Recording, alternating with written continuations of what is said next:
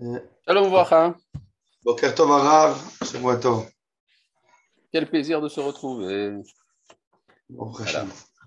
Et Bon, alors Gérard, mettez vos masques étant donné la situation. Oui, Bon, שבוע טוב ובשורות טובות. amen, amen, amen, amen. j'ai apporté le texte, il faut que vous me dites exactement c'est Non, où pas et possible. Tu l'as fait? Vraiment? Tu as fait ça? Voilà, j'ai essayé de prendre d'une édition que je n'ai pas à la Yeshiva, Oui, donc j'ai c'est très bien, c'est très bien. Nous passons à la page Kouf Memhe. Kouf même. Et à une seconde, il faut que je. Comme ça, j'arrive pas à le lire. Kouf même. Et Le cri Yesodé à Teshuvah. ça, je pense. Ça? Non? Non, ça c'est Non, Kouf Kouf même va Memvav. pas. Sera. Taoucheli. Hop. Ah, c'est là. Ça? Voilà, c'est très bien. Yesodé à Teshuvah. Génial. En fait, tu as tout réussi. C'est remarquable comme performance technologique. Bon, alors donc, nous allons rentrer dans enfin une sorte, c'est un article du Rav Kook, un article publié un peu partout dans Olatria, dans Igrotria, mais enfin, disons que c'est un texte un peu, à la différence de ce qu'on a vu jusqu'à présent, c'est un texte suivi, un peu long, qui traite d'une analyse du vidouille de Yom Kippour. Le vidouille de Yom Kippour, comme vous le savez, indépendamment du Hachamnu, Baganu et tout le reste, il y a également le Halchet. Le Halchet, c'est une sorte de long vidouille selon alphabétique donc, et qui fait une liste des péchés. Mais il y a une introduction à ce Halchet, et cette introduction, c'est de ça dont le Rav va nous parler ici. Donc je lis ici le texte. Biftichat vidu yom kippourim amesudar alpi alphabet de Halchet. Dans l'introduction au vidouille de Yom Kippour, qui est ordonné selon l'ordre alphabétique du Halchet, c'est-à-dire sur tel et tel péché.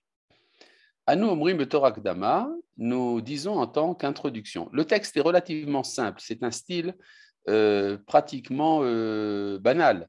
Vous allez voir que c'est très différent des textes extrêmement élevés du Rav Kook que nous avons vu dans Orot HaTeshuvah jusqu'à présent. Là, c'est fait pour... le style est un style simple, ce qui est un bonheur. Alors, qu'est-ce qu'on dit dans l'introduction? Tu connais les secrets de ce monde, les mystères de toute chose vivante.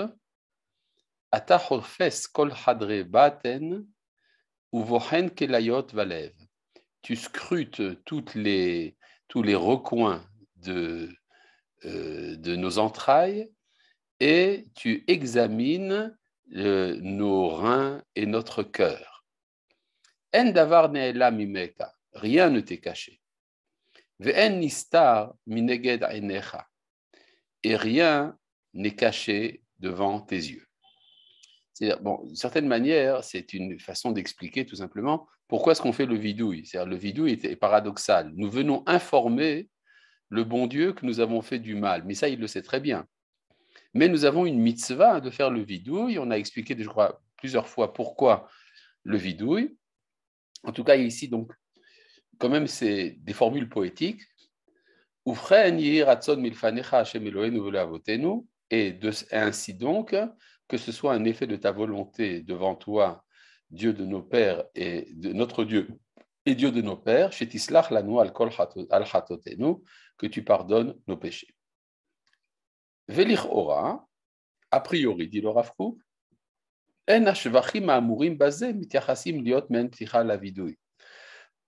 ces louanges n'ont pas l'air d'être une introduction appropriée au vidouille.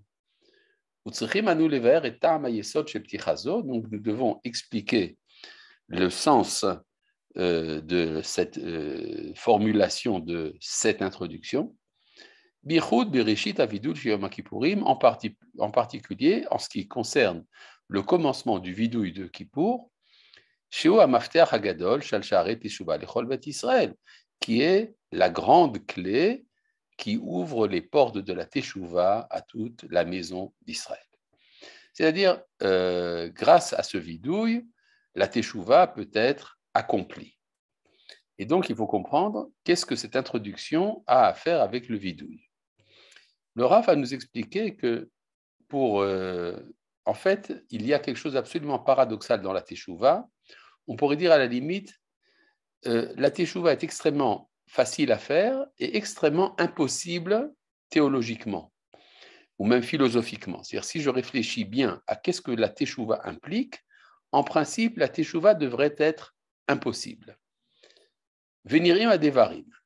Et donc, il semble que,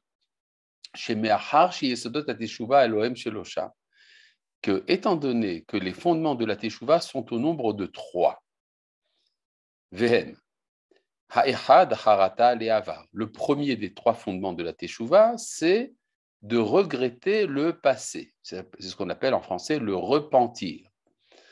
Ve'asheni, le deuxième, Ha'aziva shelachet bifnimiyut levavo urtsono be'askamato achazaka bahove. L'abandon du péché dans l'intériorité de son cœur et de sa volonté en décidant fermement dans le présent. Vachelishi, Akabala al-Leaba, le troisième, c'est d'accepter pour l'avenir, Shelo Lashuv od lechisla, de ne plus revenir à son erreur. Et donc, si je reprends donc la Teshuvah à 3 moments, des moments, un moment qui concerne le passé, l'autre le présent et le troisième l'avenir. Le passé, c'est le repentir, c'est-à-dire je regrette d'avoir fait le mal. Dans le présent, j'abandonne ma volonté du péché. Et le troisième, j'accepte de ne plus jamais le faire. Alors, en principe, si... Mais allez-y. Et parce que au début du texte, Rav Mevi l'introduction pour le vidouille, il y a Beten, Klayot, Velev. Oui. Ici, il ne parle que du lève. Alors, Oui. qu'est-ce qu'on a fait avec le Beten, avec les Klayot? Et pourquoi nous avons ces parties du corps, disons, physiologiques, comme si nos péchés étaient... c'est caché au gnuzot, au grimotam dans le ventre, dans les reins et dans le cœur. Dans le cœur, on comprend parce que c'est toute chose, elle ressort des sentiments qu'on a des regachot. Et là, le Rav, il parle que du lève. Oui. Alors, ma chérie-là, où est le Beten Veklayot? Et très pourquoi bien. On a besoin de Beten Veklayot? Oui. Vous voulez poser la question une 4e fois? Non. Non. Bon. Donc, la réponse est très simple.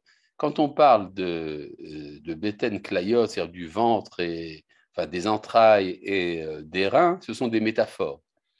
C'est-à-dire, les entrailles, c'est le sentiment, et les reins, c'est ce qu'on appelle la réflexion intérieure, et le cœur, c'est ce qu'on appelle la réflexion consciente. Alors, comme c'est l'aboutissement arrive au cœur, donc le Rav ne reprend pas tous les éléments de la prière, il se contente d'être concis. Voilà, c'est tout. Bon, donc, ce que nous dit ici, donc, j'espère que vous êtes satisfaite, Vechaasher, Omnam lefi anir'eh shloshet advarim alalu nochim em kolka. Et donc, il semble à première vue que ces 3 choses sont extrêmement faciles. C'est-à-dire, comment faire pour faire teshuva? Je prends un péché et je regrette de l'avoir fait, je me détache de lui et j'accepte de ne plus le faire. Donc, ça prend combien de temps? Entre 2 et 4 secondes. Donc, faire la teshuva est un moment extrêmement facile. Maintenant, si je fais une liste de mes péchés, que je découvre que j'ai 1000 péchés, alors ça va me prendre, à tout casser, 4000 secondes. 4000 secondes, en 2 heures, on a tout fini. Donc, faire teshuva est extrêmement facile. Uvahem ateshuva nigmeret, et la teshuva est achevée grâce à ça. Ad she'anachnu mitpal'im, à tel point que nous sommes étonnés. Pourquoi est-ce que la Torah a jugé nécessaire de nous informer de la Teshuvah, que ce commandement n'est pas séparé de toi, il n'est pas loin, et cette chose est très proche de toi. C'est-à-dire, la Torah semble nous dire, ne sois pas effrayé, la Teshuvah, c'est facile. Mais effectivement, c'est facile. S'il suffit effectivement d'une réflexion qui dure quelque chose comme quelques secondes, alors pourquoi est-ce que la Torah a besoin de m'encourager?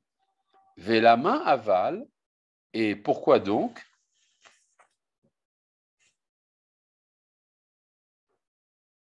Utsrecha kolkar levaer lo bashamaimhi. Il a été tellement nécessaire de dire que ce n'est pas dans le ciel, velo me'aver layamhi, ce n'est pas au-delà de la mer.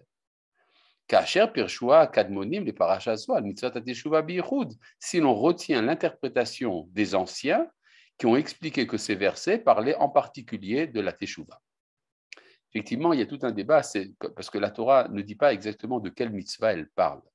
Ha mitzvah hazot, cette mitzvah-là, c'est Nachmanide, le Ramban, qui explique qu'il s'agit en particulier de la teshuva. Et donc, le premier volet donc, de ce que dit le Rav, c'est que la teshuva a l'air d'être quelque chose d'extrêmement facile. Aval keshena amik badvarim. Mais si nous approfondissons la chose, nashkif shebeemet ateshuva im kol kaluta, nous comprendrons que, en vérité, la teshuva, avec tout ce qu'elle a de facile, shena doreshet mitanu kim shloshet haikarim alalu, qui n'exige de nous que ces trois principes, shel charata aziva ve kabbalah, qui sont le regret, l'abandon et l'acceptation, Ibemet, Kveda, Meod, est en vérité quelque chose de très lourd à réaliser. Loulé chasde Hashem shekel ota lefanenu, n'était-ce la bonté de Dieu qui l'a rendu facile. Ad she'aliede akula azot shel chesed elyon aset behemet, de sorte qu'après cet allègement voulu par la bonté suprême, elle devient véritablement lo bashamaim velo me'ever layam, ni dans le ciel et ni au-delà de la mer. Et la karov meod befinu ulavenu la asota, mais très proche en nous, et très proche dans notre bouche et dans notre cœur pour la réaliser. Unvaer achat leachat et tzad hakvedut sheyeshno bekol echad miikarei hatshuva lekaimam bemiluam. Et là, nous allons expliquer en quoi est-ce que c'est en vérité chacun des trois principes de la teshuva est extrêmement difficile, très lourd à accomplir entièrement. À tel point qu'a priori, il semble que toute la teshuva est en fait au-delà de la capacité de l'homme. Alors, nous allons prendre chaque point. Vine acharata. Alors, commençons par le regret, le repentir. A priori, il semble que c'est quelque chose d'extrêmement facile de regretter le péché. Après qu'un homme prend conscience du mal qu'il y avait dans son cheminement, et que c'est mal et amer d'avoir abandonné Dieu. Aval, mais mais si nous comprenons que le regret doit être si grand, kolkar hamuka est si profond, ve kolkar hoderet est si pénétrant, les filles à omek chez la griout chez la kiurva efset shachet kolel, selon la profondeur de la dépréciation et de la laideur et du manque que le péché inclut. Ça veut dire, je dois regretter d'avoir fait le mal. Par exemple, je vais vous donner un exemple tout bête. J'ai mal parlé à mon prochain. Je lui ai dit, prenons une insulte. Vous avez une insulte comme ça, prête tout de suite? Eh bien, voilà, je lui ai dit, va donc et patate. Voilà. Hein, ça se dit, c'est pas gentil. Je lui ai dit, va donc et patate. Et qu'est-ce que j'ai fait? Là, j'ai transgressé un commandement de la Torah qui est, tu aimeras ton prochain comme toi-même. Et un autre qui est, tu ne feras pas de peine à ton prochain, l'otonu ishetamito. Donc j'ai transgressé deux interdictions de la Torah, et de la morale d'ailleurs aussi, parce que je lui ai dit, va donc et patate. Et quelques jours après, je fais teshuva, et je lui dis, voilà, je suis venu te demander pardon, je n'aurais pas dû te dire, va donc et patate. C'était très mal de ma part, et je te demande pardon. Il me pardonne. Et après, je fais le vidouille devant Dieu. Je lui dis, voilà, j'ai dit à mon prochain, va donc et patate, et je ne le ferai plus jamais, je n'aurais pas dû le faire. Ah, c'est tout simple. Mais en vérité, ce n'est pas vrai. Pourquoi? Parce que quand je regrette quoi? Je regrette d'avoir transgressé telle et telle parole de la Torah. Et je regrette également d'avoir fait de la peine à mon prochain. Mais est-ce que je suis conscient de toutes les conséquences? Parce qu'en fait, on oublie une chose. C'est que quand je lui ai dit, va donc et patate, il en était très déprimé. Il est rentré chez lui à la maison et sa femme lui a dit, pourquoi tu fais cette tête? Comme il était énervé, il a donné une gifle à sa femme. Et donc, elle s'est adressée au tribunal pour l'éloigner de la maison. Et ça, c'est automatique. Il y a 2 semaines d'éloignement de la maison dans ce genre de cas. Et comme il est éloigné de chez lui, il arrive en retard au travail. Comme il arrive en retard au travail, son patron lui dit, il y en a assez, tu ne travailles pas comme il faut, il le renvoie.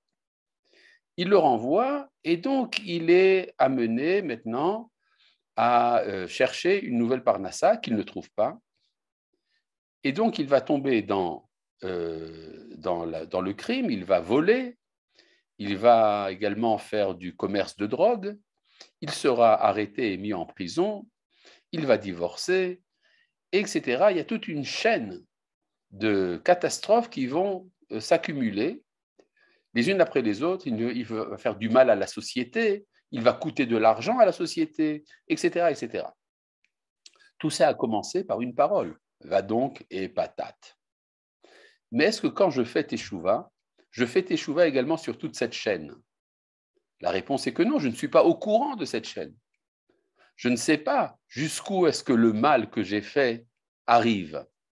Donc, de ce point de vue-là, cet élément de la teshuva qui est de regretter ce que j'ai fait est irréalisable. C'est impossible. Terrible ce que je dis là, si vous réfléchissez bien. Et donc, c'est ce que dit ici le Rav. Je reprends ici le texte.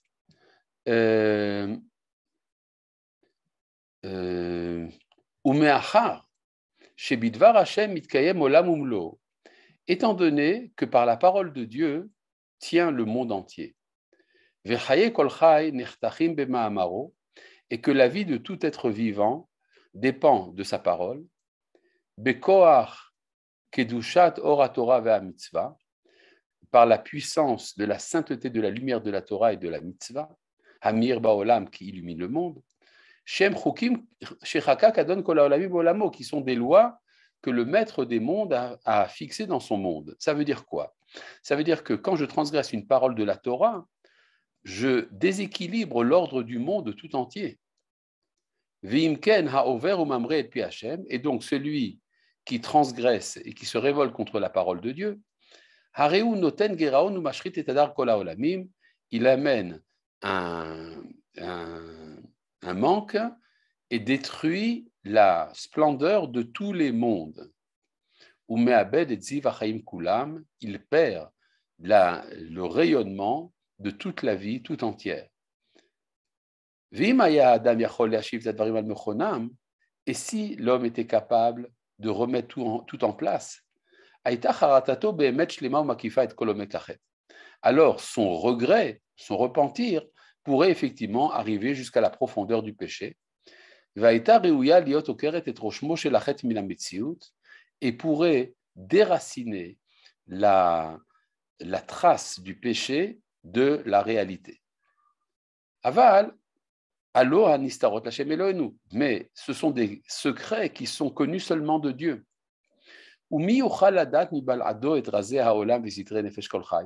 Qui, en dehors de lui, peut connaître tous les secrets du monde et les mystères de l'âme de tout être vivant.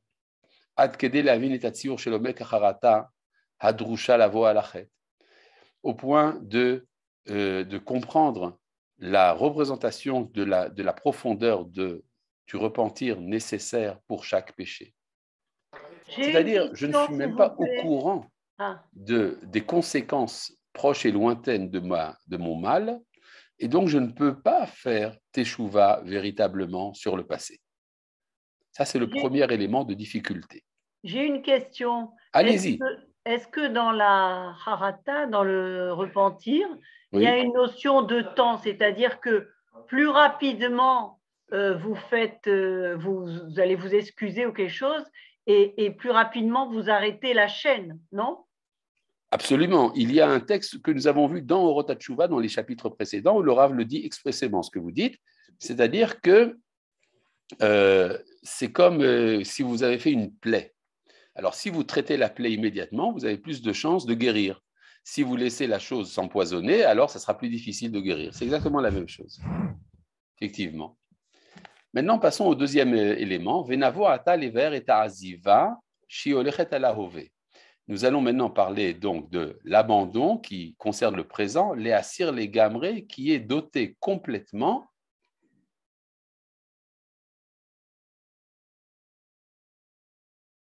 etretsono me'achet, sa volonté du péché, mikishuro imo, de son lien avec lui, mintiato ou chukato, de sa tendance et de son appétit. Ine. Im ha'adam haya yachol ladat be'atzmo et haganus bo'omek nafsho vechadre libo. Si on pouvait véritablement savoir ce qui se cache dans la profondeur de notre être, c'est notre subconscient, vechadre libo, dans les recoins de son cœur. Alors on pourrait effectivement abandonner totalement le péché. Mais le problème est, c'est qu'un homme ne peut pas diagnostiquer par lui-même et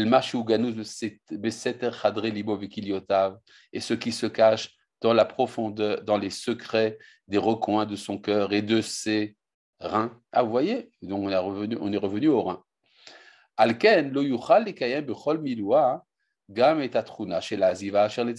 donc on ne peut pas véritablement réaliser l'exigence de l'abandon dans le présent. Il n'y a que Dieu lui-même. Tu es celui qui recherche dans les recoins des entrailles et qui examine les reins et le cœur. Oumisé, donc vous voyez que c'est des citations de cette introduction au Vidouille.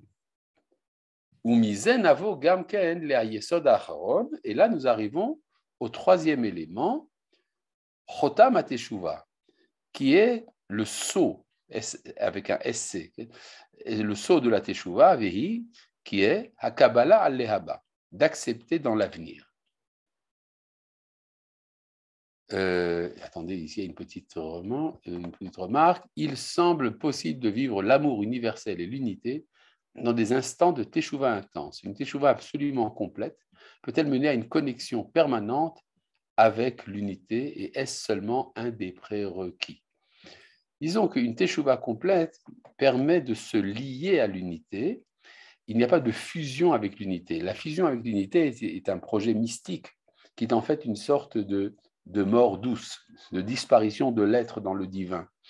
Tandis que la Torah parle de ce qu'on appelle le face-à-face, panim el panim, le fait d'entamer un dialogue avec la divinité, et donc dans l'unité idéale, c'est la rencontre dont il est question, c'est le terme de rencontre.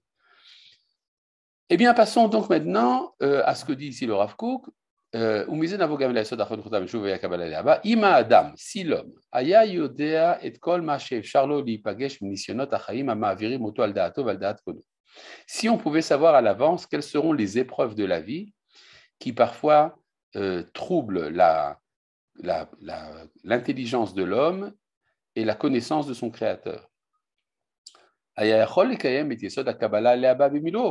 Alors on pourrait effectivement accomplir l'exigence d'accepter dans l'avenir entièrement. C'est-à-dire si je savais exactement quelles sont toutes les épreuves auxquelles je serais confronté. Mais étant donné que les hommes sont a priori aveugles, en ce qui concerne les événements de la vie à venir. Et donc, la mise en place véritable de l'acceptation pour l'avenir n'est pas dans la capacité de l'homme. Kirak Hashem levado, il n'y a que Dieu lui-même. Ou Asher endavar ne'ela mimeka venistar mineged enecha, il est celui dont rien ne t'est caché et rien n'est secret face à tes yeux. Et donc, ça veut dire que la teshuva, si je reviens donc à la considération toute simple, c'est impossible. Il est impossible que je puisse regretter tout le mal que j'ai fait, étant donné que je ne sais pas jusqu'où est-ce que le mal a porté. Il est impossible que je me détache totalement du péché, étant donné que je ne connais pas véritablement mon inconscient. Et il est impossible que j'accepte totalement pour l'avenir, étant donné que je ne suis pas au courant des épreuves auxquelles je serai confronté. Conclusion, la teshuva est impossible. Vecha Asher, or, étant donné que les trois principes de la teshuva sont au-delà de la capacité de l'homme. Et malgré tout cela, car Torah otanu et la teshuva, la Torah nous a appelés à faire teshuva. Ve'ida lanu gamken al kaluta, et a témoigné également de sa facilité. Shekarov adavar elenu meod, que c'est une chose qui est très proche de nous. C'est le verset dans la paracha de Nitzavim. Yod imanu, et donc ça nous fait savoir, misé de cela, Shechazde Hashem em gedolim alenu, que grande est la grâce de Dieu sur nous. Ad shu ma'ale alenu et kol ikare ateshuva shanu kablim alenu, à tel point qu'il considère tous les principes de teshuva que nous acceptons, al da'ato agdola baruchu, selon sa grande pensée à lui, keilu isagnu et kol anyanim alelu beviruram, comme si, vous voyez le mot keilu est un mot ici très important, que c'est comme si nous avions réalisé toutes ces choses-là de manière claire. Vitsiarnu betor nafshenu le'amitatam, et que nous avons réussi à les représenter dans notre âme, dans leur vérité, de leur manière véritable. C'est-à-dire qu'il y a là une sorte de réduction, pourrait-on dire, une solde de la teshuva. C'est-à-dire, alors que ça devrait être absolument impossible, Akadosh Baruch Hu dit, ce que vous avez fait sera considéré comme si vous l'avez fait parfaitement. Vous avez fait vos efforts. C'est pour ça que nous mettons en introduction, avant le grand vidou, Yeshu Yesod HaTeshuva, qui est la base de la teshuva, Amotzia Otanu Me'afela Leor Gadol, qui nous fait sortir de l'obscurité à une grande lumière, et à Mahamar Agadol Azé, ce grand texte, Hanosed Devarav, dont le sujet est Al Shloshet Yesodei HaTeshuva, les trois principes de la teshuva. Ou Messirut Haddevarim Ledat Hamakom Baruch Hu, et la livraison de ces choses à l'intention du Créateur, béni soit-il. Ata Yodea Razer Olam Vetalumot Sitre. Tu connais les secrets du monde et les mystères qui se cachent dans tout être vivant. Toute cette phrase-là, Neged Acharata Bishlemuta, est mise en parallèle avec, elle parle en fait du repentir entier. Ata Chofes Kol Chadre Baten Uvochen Kelayot Valev, tu scrutes les recoins de nos entrailles et tu examines les reins et le cœur. Neged Azivat Ached Bechol Omka, ça parle de l'abandon du péché dans toute sa profondeur. En davar ne'elam mimeka venistar mineged einecha, rien ne t'est caché, rien n'est caché à tes yeux. L'umat akabala le'aba, c'est en parallèle avec l'acceptation de l'avenir. Bechol ofne hamurot amitraksho lavo ala adam, dans tout ce qui concerne les événements qui peuvent arriver à un homme. Anu mekablim alenu liot omdim achen bechol anisionot ubechol chalifot amatzavim. Et donc nous acceptons de nous préparer à surmonter, à confronter toutes les épreuves qui peuvent arriver dans tous les changements de nos états. Liot avdei Hashem be'emet, pour être les serviteurs de Dieu en vérité, la asot et kol divrei à Torah azot, pour accomplir toutes les paroles de la Torah. C'est-à-dire que ce que nous dit ici le Rav, c'est que pour accéder à la Teshuvah, on a besoin d'une certaine grâce. Une grâce dans ce sens que la Teshuvah, non, ce n'est pas du tout à Teshuvah Vachalom, on est à Vav astérisque, c'est le texte avant. C'est-à-dire que pour réussir la Teshuvah, il faut effectivement faire ce que la halakha nous demande, de regretter, de se détacher du péché et d'accepter dans l'avenir, mais il faut savoir qu'il y a ici une intervention de la bonté divine qui fait que c'est considéré comme si nous l'avions fait parfaitement. Il me semble que c'est un peu l'intention de ce que nous disons dans le Hamida, Achazirenu b'tshuva shelema lefanecha, c'est-à-dire ramène-nous dans une teshuva complète devant toi, c'est-à-dire que ce soit considéré devant toi à la manière dont toi tu voudrais que nous fassions teshuva. Ça donc c'est, vous avez vu qu'on a fait assez rapidement pour l'instant ce passage qui est en fait un passage littéraire du Rav Kook qui est écrit de manière relativement simple, mais l'analyse est effectivement très profonde. Est-ce qu'il y a Yaakov dire quelque chose? J'ai une question. Oui, vas-y, pose. Est-ce que ça ne ressemble pas un peu à la pensée chrétienne, le fait de dire que la tchouva est désespérée, et en fait c'est que par grâce des Hachem, que par la bonté divine? Voilà. Absolument pas. Et est-ce que vous pouvez Absolument expliquer? pas, ça n'a rien à voir avec le christianisme. Je l'attendais celle-là, parce que j'ai employé le terme de grâce. Mais il faut comprendre que c'est tout à fait différent. La grâce, dans la pensée chrétienne, c'est l'incapacité qu'a l'homme de se détacher du mal. C'est-à-dire qu'on considère qu'a priori l'homme est pécheur dans son être. Et donc, la teshuva est inefficace s'il n'y a pas une grâce.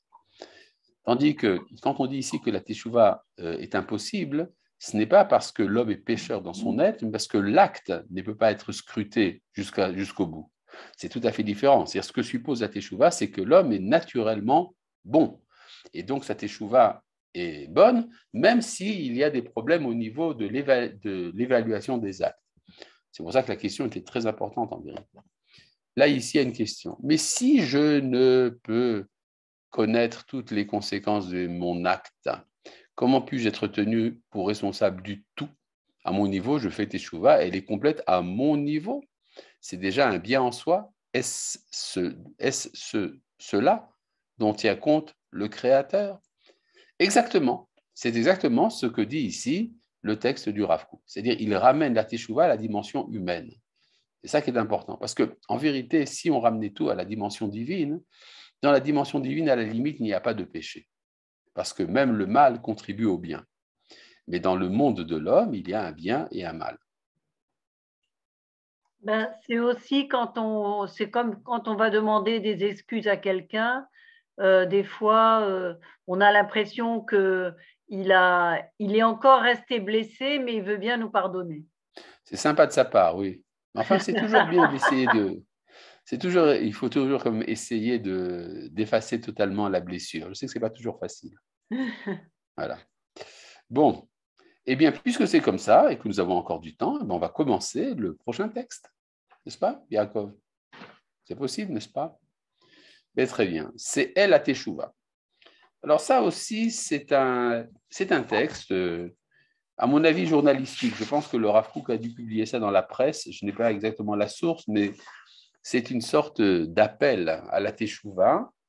Le Rav Kook, n'oubliez pas, était également grand rabbin de la Palestine, enfin d'Eretz Israël à l'époque. Et donc, ça faisait partie de son rôle de s'adresser à la nation, etc.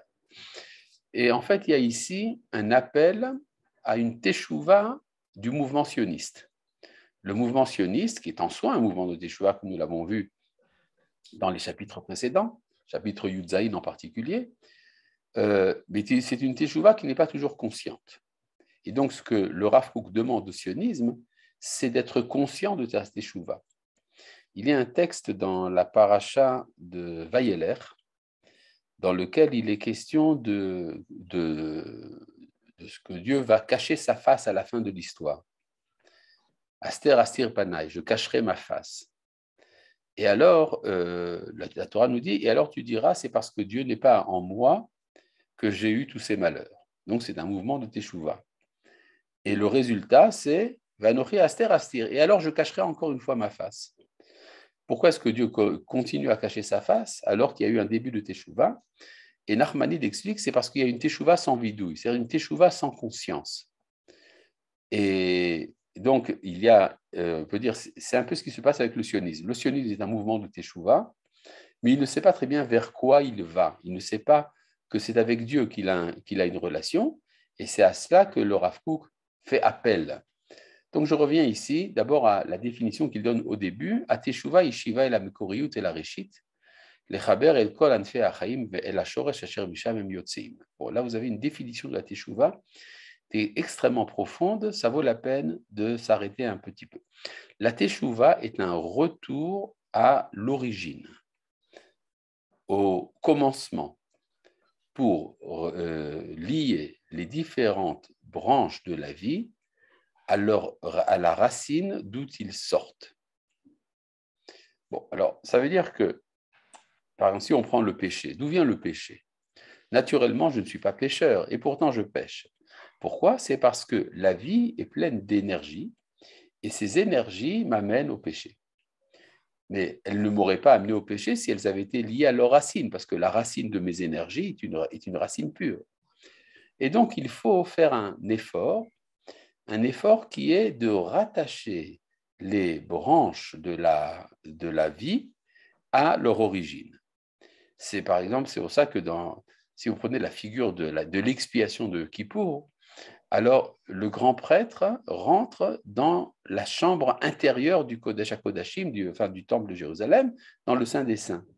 C'est comme si on revenait à sa source. C'est un peu ce que les psychanalystes essayent de faire quand ils disent qu'il faut revenir à son origine.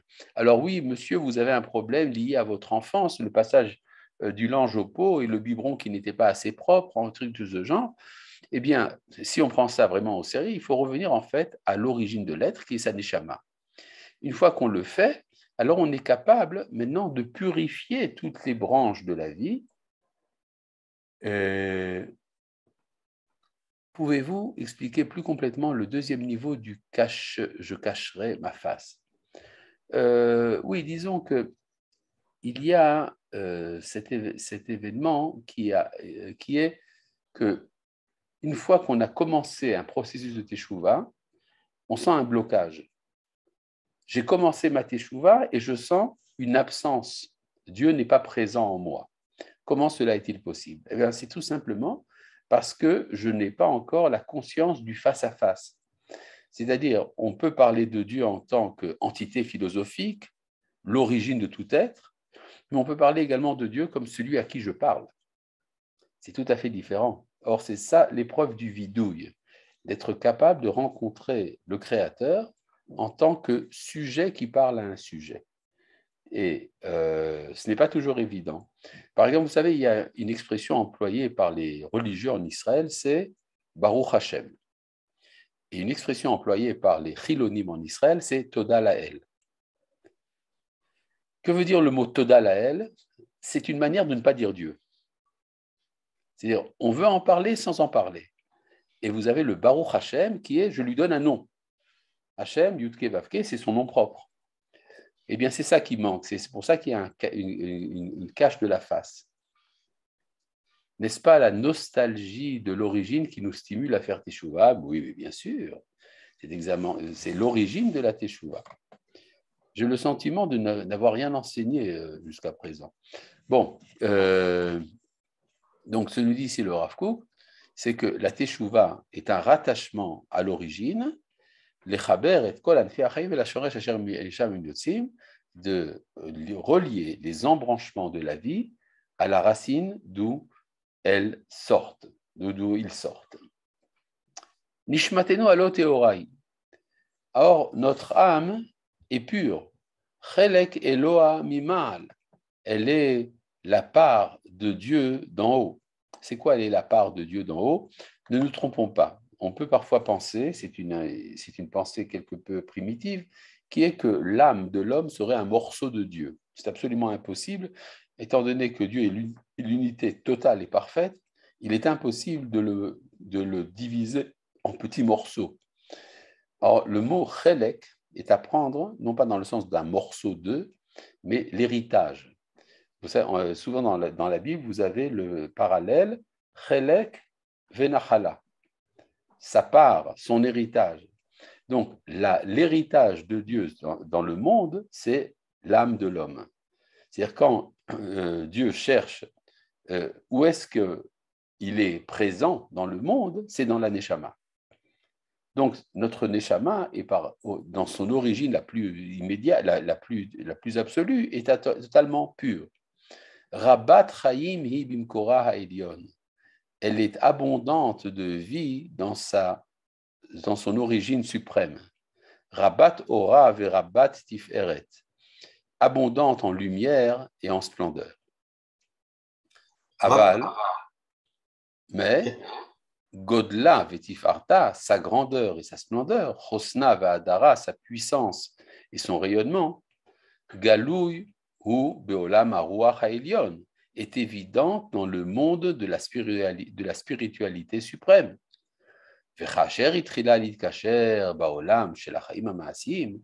Mais lorsqu'elle a commencé, notre âme, à se lier au monde de la vie pratique, Venitagda imaguf et kol kochotav, et c'est lié avec le corps et toutes ses forces, alors elle s'est associée à ses soucis et à ses épreuves. Elle s'embrouille dans les embrouillements de la lutte de la vie difficile.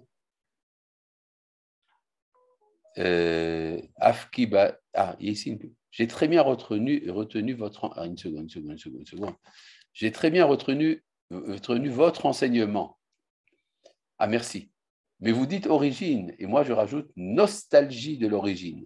C'est différent. J'accepte, ça va. Je ne vais pas entrer en conflit. Bon, et donc, elle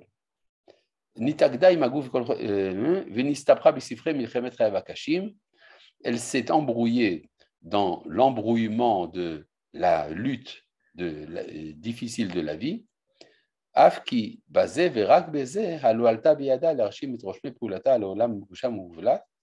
Mais bien que grâce à cela, elle a également eu la possibilité d'imprimer l'empreinte de ses actions sur un monde matériel et en relief, sur un monde qui est lié à des conditions de vitalité et de puissance pratique. C'est-à-dire, ce que nous dit sur le Rav en passant, c'est que le fait que l'âme soit liée au corps n'est pas une chute, c'est également une mission. Mais c'est les branches de la Teshuvah, c'est les embranchements pas de la Teshuvah, les embranchements de l'âme se sont épanchés obligatoirement dans une chute, au point qu'elle a pris l'habitude de ses actions, et le contenu de vie restreint qui est limité chez l'être de chair et de sang, c'est pour ça que ces lumières se sont estompées, et que le resplendissement de sa lumière et de leur lumière s'est affaibli, et c'est à cause de cette obscurité, arrivent tous les cheminements d'erreurs nombreux qui se trouvent dans la vie humaine. Bon, qu'est-ce que nous dit ici le Rav? Il dit quelque chose en fait de relativement simple, mais c'est rentré dans les détails. C'est-à-dire que la Neshama est elle-même pure, mais elle se lie au corps, elle a des embranchements. Ces embranchements prennent les habitudes du corps et des complications de la vie terrestre. C'est-à-dire que quand on rentre dans la vie de ce monde, il y a parfois un obscurcissement de la lumière de la Neshama. Mais nous sommes appelés à la Teshuvah. C'est-à-dire, cet obscurcissement, c'est ce qui nous invite, par la nostalgie, comme vous l'avez si bien dit, de l'origine, à faire Teshuvah. Uvat hakol hayotzet me'ar chorev, et l'écho qui sort de la montagne du Chorev, c'est le Sinaï, ou machezet ve'omeret, et qui déclare tous les jours, oy lahem la biriot milbona shel Torah, malheur aux créatures qui ignorent la Torah, himaka galim bilvavenu, fait ressentir ces vagues dans notre cœur, ces ondes, si vous voulez, ou mizman nizman, et de temps en temps, ou vichud bimea teshuva, et en particulier dans les jours propres à la teshuva, inenu samim elibenu keet lasot lachem, nous prenons conscience que le temps est venu de faire pour Dieu, uchvar higia.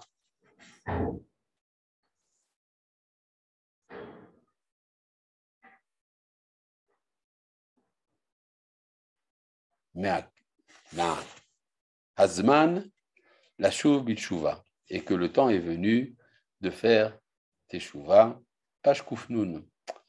Klomar, c'est-à-dire les kacher et anafim chez la chaim amitgalim bechol aliot bechol amifalim, de relier tous les embranchements qui se révèlent dans toutes les aventures et dans toutes les actions, toutes les entreprises, bechol atrunot, dans toutes les caractéristiques, ou bechol amidot asher lanu, et dans toutes nos vertus, El Mekor Shorsham, de les relier à leur source originelle, El Taharata chez la Neshama, à la pureté de l'âme, El Reshit Avayata, à son origine première, et la Tzilut Kevoda au Mekor Orchaya, dans son émanation d'origine. Shuva Israël, Ad Hashem Elohecha, revient Israël jusqu'à l'Éternel, ton Dieu. Ah ben voilà, on est arrivé, c'est très simple. Et donc, ça c'est vrai donc pour la teshuva individuelle. Tout cela, c'est une introduction du Rav à un appel à la teshuva collective. Mais ça sera évidemment pour la prochaine fois. Merci Yaakov pour tes efforts, merci à vous tous. Et je demande pardon si quelqu'un a pu se sentir un peu offensé de mes paroles un peu violentes parfois, mais je pense que vous avez de la force qui vous fait tenir face à mes attaques. Voilà, à bientôt. Merci beaucoup, Rav. Merci beaucoup, Shavua Tov, Rav.